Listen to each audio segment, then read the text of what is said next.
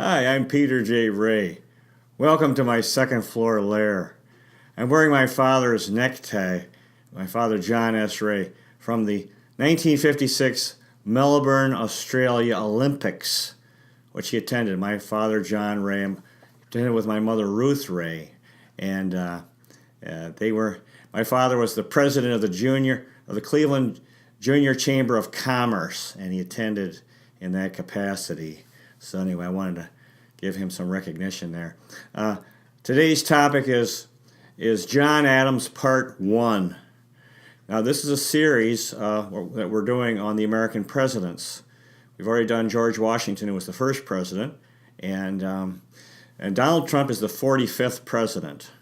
Now there have been 45 presidents, but only 44 people who have served as president because Grover Cleveland served 2 non-consecutive terms. He's considered the 22nd and 24th president.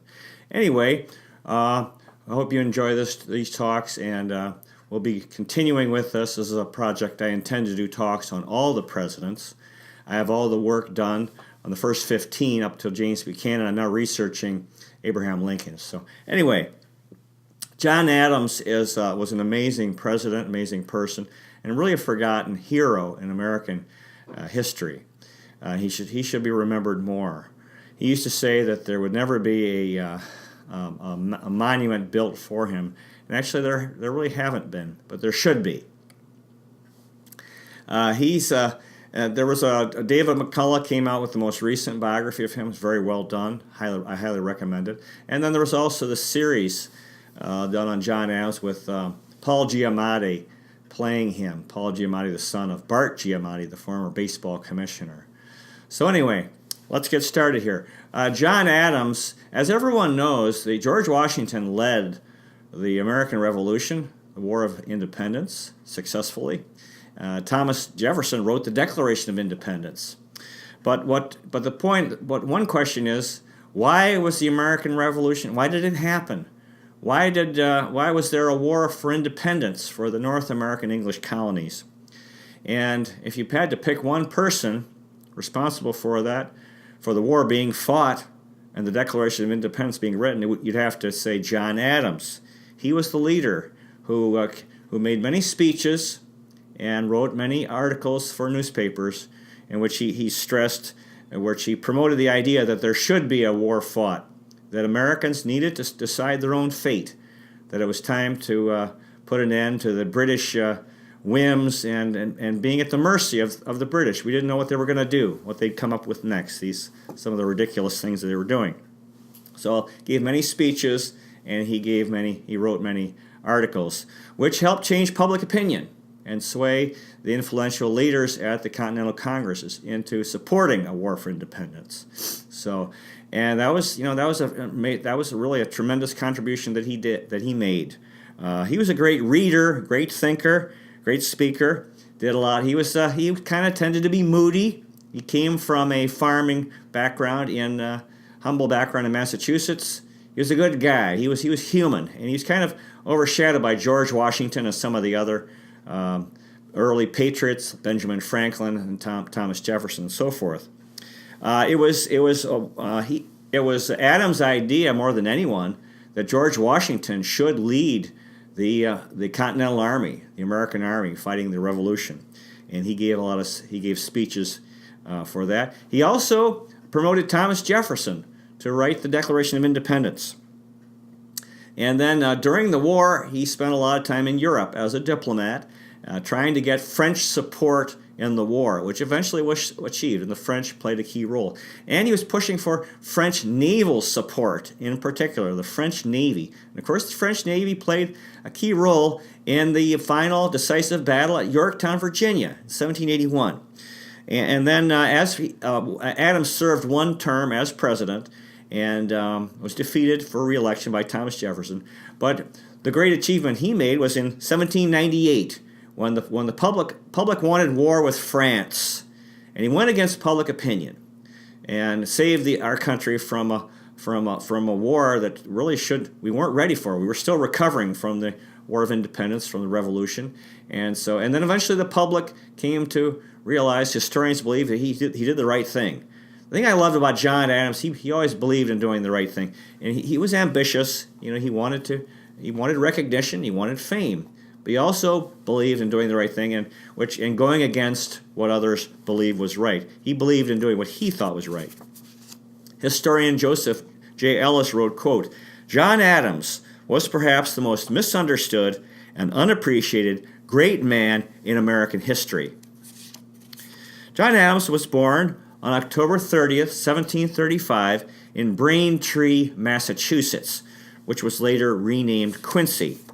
As a boy, he did not like school. Eventually he became a great intellectual, loved learning and reading books, but early on he didn't, because school he was bored in school, and the teacher he had were very strict, and school was boring. He didn't want to go to school. He told his father he wanted to be a farmer, and his father said, "Okay, John, you can work with me in the field." So his father gave him a very tough day of farming out in the elements, with in the outdoors, tough physical work, very dirty, tough work. And at the end of the day, he was hoping that his son would, really want to go to school, because after this very tough day of working. And he said, "Well, John, are you satisfied with being a farmer?" And then this is Adams remembered, and he wrote, quote, "Though the labor had been very hard and very muddy, I answered, 'I like it very well, sir.' And then the father judged it the wrong answer, and he said, 'You shall go to school today.'" His father was a farmer, and I believe he made shoes. Unlike all parents, he was ambitious for his children and wanted his son to do better financially. So he said, "No, you're going to go to school, whether you like it or not." And eventually, John loves going to school. He loved learning. He's a great intellectual, really, really something. In his childhood, they had this, the New England Primer had this quote that read, quote, "He who ne'er learns his ABC forever will a blockhead be." So that's pretty good. You don't want to be a blockhead. You need to become literate, learn how to read, read and write. Adams entered Harvard College at age 15. Back then, education wasn't as extensive. You didn't go to school for as many years, because they really needed people to enter the workforce earlier. So he started. He went to Harvard, and back then there was no forks. The fork had not become popular, so people ate with a spoon and a knife. And the students at Harvard back then would come to the dining room with a spoon and knife in their pocket, which they would carry with them, and then they would eat their meals, and then they would wipe off the spoon and fork on the tablecloth and put them back in their pocket. That's how they did back in the good old days. There were some of the rules at Harvard during John Adams' time. Students should keep in their chambers and diligently follow their studies, except half an hour at breakfast, at dinner from 12 to 2, and after evening prayers till 9 of the clock. So that was the regimen at Harvard back then. He was in a class of 25, and they didn't rank the students on their academics. They ranked them socially. We don't know what his academic standing was, but he ranked socially 14th out of the 25 students in his graduating class. So anyway, he finished college, graduated at Harvard in 1755, and after finishing college, he started work as a teacher. He worked at the Worcester Grammar School in Worcester, Massachusetts. So this was his first work after college. And the principal of that college was a man named Thaddeus McCarty, who was a minister. These were religious people ran the schools back then. Well, kind of like Catholic schools today. And this McCarty had given a sermon in which he said this, quote, "You who are sinners are in continual danger of being swallowed up quick and borne away by the mighty torrent of God's wrath and justice. It is now, as it were, restrained and banked up by his goodness, but he will by and by, unless repentance prevent, let it out in full fury upon you." See, the fire and brimstone Christianity of that time, which really tried to intimidate people, scared people, which was popular at that time. Didn't so much stress God's love, stress behavior. And and actually, we need that more. In a way, we need that more today. We need to behave. It's a very important thing to do. Yes, we need to love God, but we also need to behave and be good people. So Adams taught for 3 years at this Worcester school, and he was unhappy. He did not enjoy being a teacher. Of course, education was kind of they're very strict, very hard on students, and if you're a student or a teacher, you're a part of that, and he didn't, he himself was more interested in learning, and he was spending what time he had, aside from his work, reading books from about the ancient Greeks and ancient Romans and the great thinkers of Europe over the centuries. And he was still trying to decide what to do for a career, because he didn't want to be a teacher forever. And he considered the ministry, and he also considered being a lawyer. He was thinking of those two things. As I said, Adams was kind of moody. He was subject to depression. And in 1756, he wrote this, quote, "I long to study sometimes, but I have no opportunity. I long to be a master of Greek and Latin. I long to prosecute the mathematical and philosophical sciences. I long to know a little ethics and moral philosophy. But I have no books, no time, no friends. I must therefore be contented to live and die an ignorant, obscure fellow." So that's a pretty good quote. He can see he was very ambitious to learn. He really and learning for its own sake, and also to be respected. Back then to be respected, you really had to be very knowledgeable in the ancient Greeks and Romans and these great thinkers from Europe. We really lost that. We don't have that so much today. People aren't, actually, very few people know the ancient Greeks and Romans and great thinkers from Europe over the centuries. But back then it was important.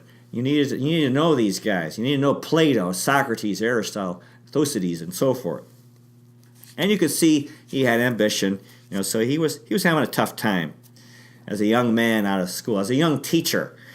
And then in 1756, he started studying to become a lawyer. He decided to become a lawyer, and while he was teaching, he was studying under James Putnam, who was a lawyer in Worcester, Massachusetts. Back then, you didn't go to law school if you wanted to be a lawyer. You would work for a lawyer, and you'd perform some services for him as a clerk, and then you'd have access to his legal books, which you would study, and then hopefully become proficient in, and eventually be examined by lawyers, and then you'd pass the bar if you were deemed worthy. You didn't go to law school. There were no law schools. You studied under a lawyer, and in exchange for access to his library, you would work for him. So during this time, he continued teaching and studying to become a lawyer.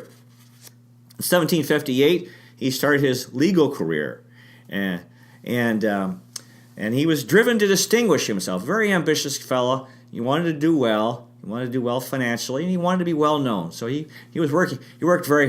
Actually, Adams was a lifelong, very hard worker. He worked himself into exhaustion. And it's good to work hard, and this is what he was doing. And in his time, this involved traveling around the state, the colony, still a British colony. So he was very busy with his legal career, working very hard. 6 years later, in 1764, he got married. He married Abigail Smith, and they called her Abby. They both loved reading books, and they had a very good marriage. This was a wonderful decision he made, and that they both made to get married. She was very helpful to him. There were a lot of sacrifices that were made in his career because he couldn't be home. She had to raise the children very often without him. But they had a good marriage, and she was very supportive of him. And they were good friends. They really loved each other. They had their problems like all married couples, but basically he had a very good marriage, and his wife Abigail played a major role in his success, in his political success. They had 4 children who survived infancy. I know they had an infant that died very young, an infant girl. They also I think she had a miscarriage. Anyway, they had these 4 children. Nabby was the girl, and then they had 3 boys. John Quincy, who who also became president. Sorry about the telephone ringing. There's nothing I can do about it, apparently, from what I've been told, talking to the authorities, namely my son Tim. Anyway, John Quincy became president, was the 6th president, so father and son. The only two, this also happened with George Bush Sr. and George W. Bush, father and son who became president. And then they had, okay, we'll just wait for a minute. I'm so sorry about this. Wonder who's calling. It was very irritating. But, okay. Anyway, so, and then the other two sons, Charles and Thomas, excuse me, both became alcoholic. Very tragic. And Charles died of alcoholism, and Thomas, well, I'm not sure he so much died, but he definitely became an alcoholic, and neither recovered. So it was, in a way, these were casualties. You know, John Adams wasn't home very much, and he was pretty strict guy, pretty hard. And the one son flourished, you know, under his father's guidance and expectations, and the other sons they just couldn't keep up. You know, his father's he had to put a lot of pressure on his sons to achieve. He believed in achievement. You have to achieve in life. You have to work hard and achieve. And these sons just couldn't do it. Now, so it was very tragic. You just imagine having two sons. But then you'd have the one son became president. So very different. As I said, Adams was a real intellectual. He loved learning, and I find this very appealing, you know, for me personally. And he loved some of these famous people from like Cicero. He was a great, I think it was Roman, and Tacitus, also an ancient Roman. Plato, of course, is the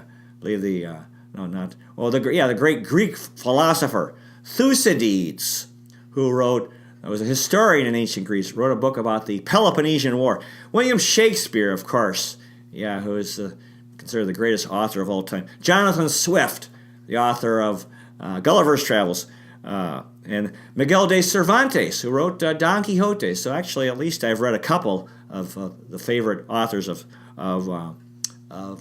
John Adams, and he loved English poetry. He wrote a letter to his son John Quincy, whom he called Johnny. He said, "You will, quote, you will never be alone with a poet in your pocket." So he believed that poetry could be very comforting. He loved poetry. Poetry is another thing that's really been declined. Not too many people read poetry. It takes a certain mindset to read poetry. You really have to read slowly and kind of read things over and over. Adams believed in education, great believer in education, and he wrote this quote: "Knowledge monopolized or in the possession of a few is a curse to mankind.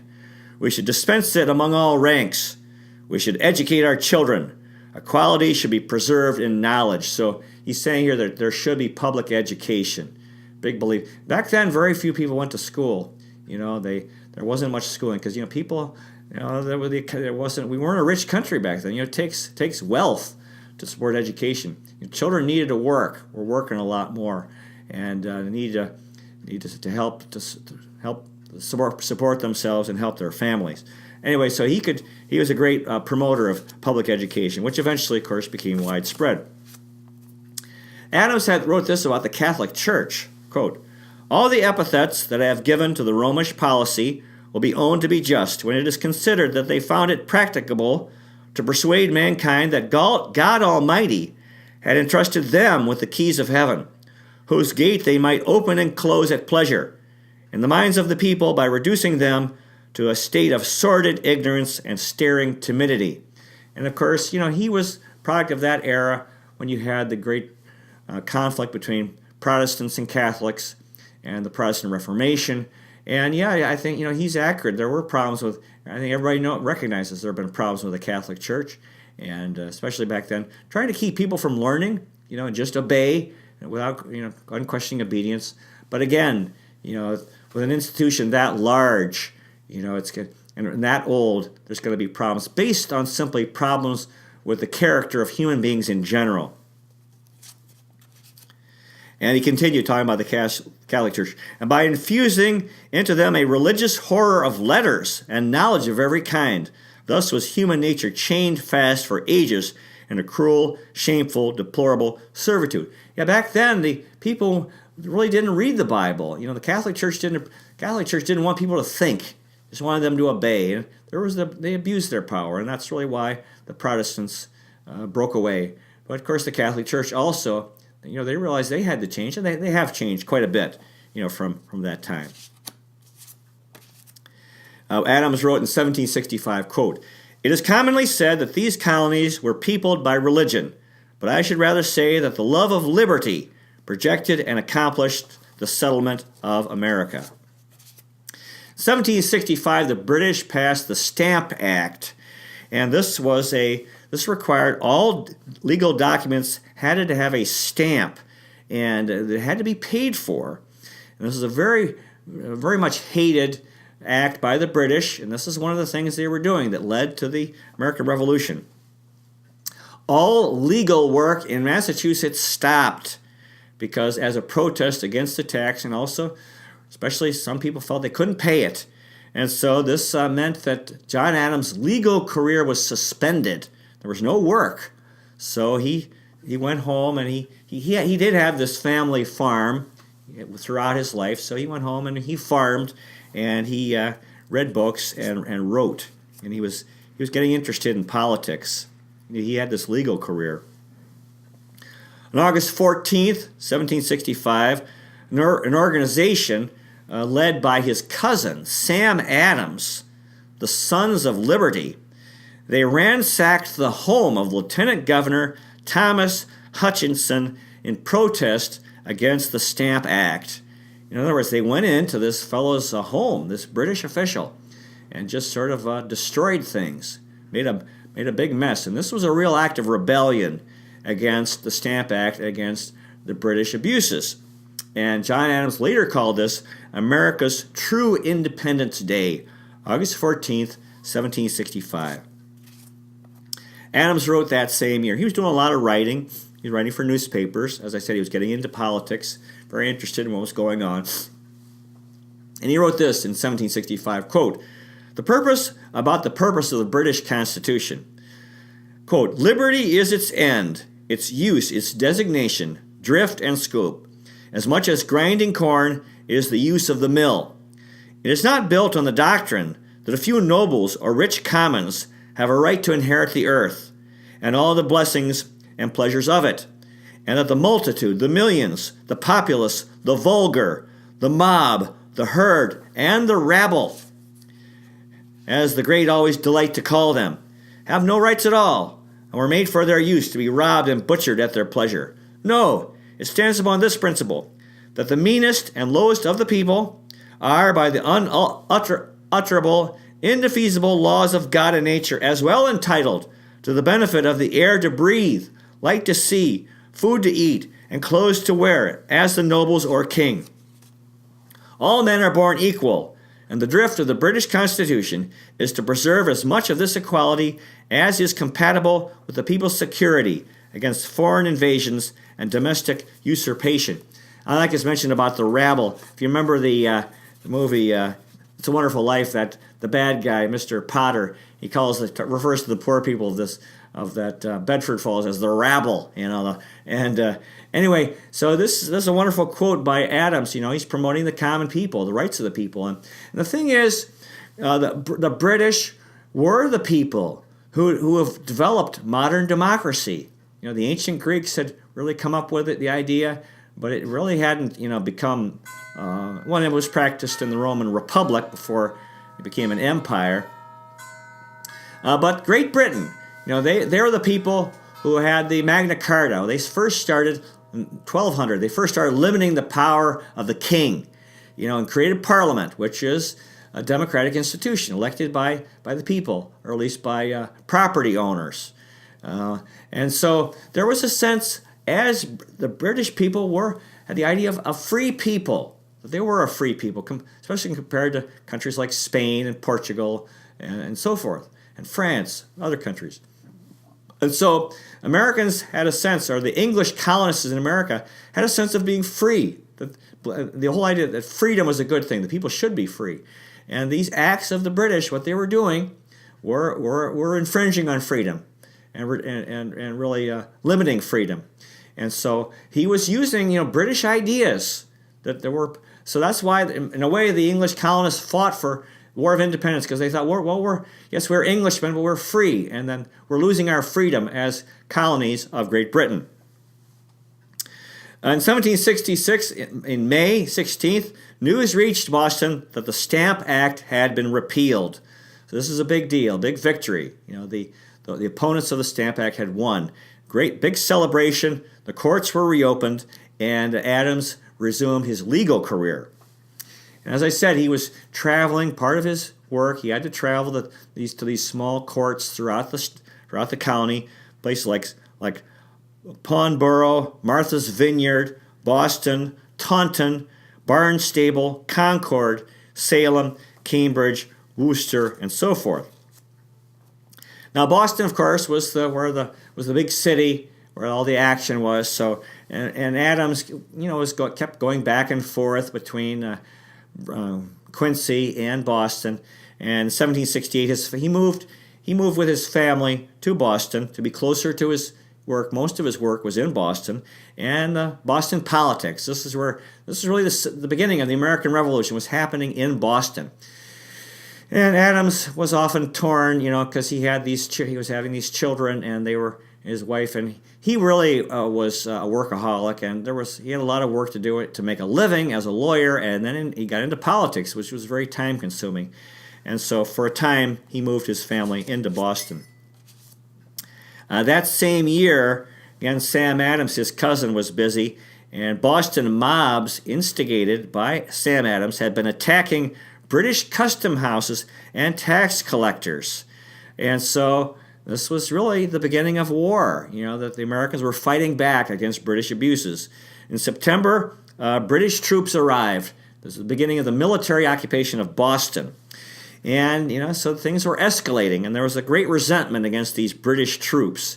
Of course, they were sent to protect the British officials and British offices. So there were growing conflicts between the British soldiers in Boston and the people, especially the young men. And then there were a lot of incidents where they would be insulting each other, and guys getting drunk, and a lot of and swearing. Americans started boycotting British goods as a response to the British occupation of Boston. One of the things the British were doing back then was, they grabbed people, they grabbed young men, and basically it was kidnapping, forcing them into the British Navy, because they had trouble keeping guys in their Navy because they really weren't being paid well, and there was very harsh discipline in the British Navy. So very often that the men would desert. So British were constantly having trouble manning their fleets in the British Navy. And there was an incident where the British were trying to grab this guy. They called it impressment. They said, "You're now in the British Navy. You're impressed." And there's this fellow who murdered a British naval officer during this when they were trying to grab him. And Adams decided to defend him in court. And in the trial, Adams said this, quote, "Self-preservation is the first law of nature. Self-love is the strongest principle in our breasts. And self-preservation not only our unalienable right, but our clearest duty by the law of nature." The verdict, Adams won the case. It was justifiable homicide. That this guy, he was being taken into captivity against his will into the British Navy, and he fought back and killed a guy, and that was considered justifiable homicide. 1770, Adams' infant daughter Susanna died in February. It appears we're out of time. We'll continue next time with a fascinating story of John Adams and the second president of the United States and his role in the American Revolution in American history. Thanks so much for watching. Hope to see you next time. God bless you. God bless America, the Philippines, and the whole world. See you next time.